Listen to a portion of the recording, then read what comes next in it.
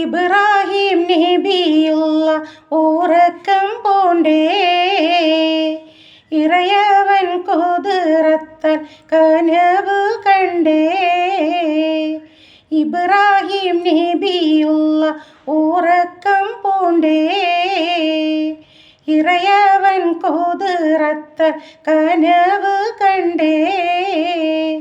മരുഭൂവിൽ വളർന്നൊരു തൻ പ്രിയപുത്രൻ മണിയായ ഇസ്മായിലിനെ ബലി നൽകാൻ മനതരിലരുളിയ കഥയത് ചൊല്ലാൻ മനഞ്ഞെട്ടി ഉണർന്നീടെ നബിയും വന്നേ.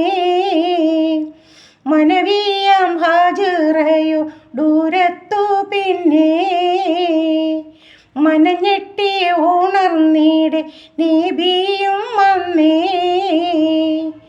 മനവിയാം ഹാജിറയോ ദൂരത്തു പിന്നെ, ഇബ്രാഹിം നബിയുള്ള ഉറക്കം പൂണ്ടേ, ഇറയവൻ കുതിരത്താൽ കനവ് കണ്ടേ.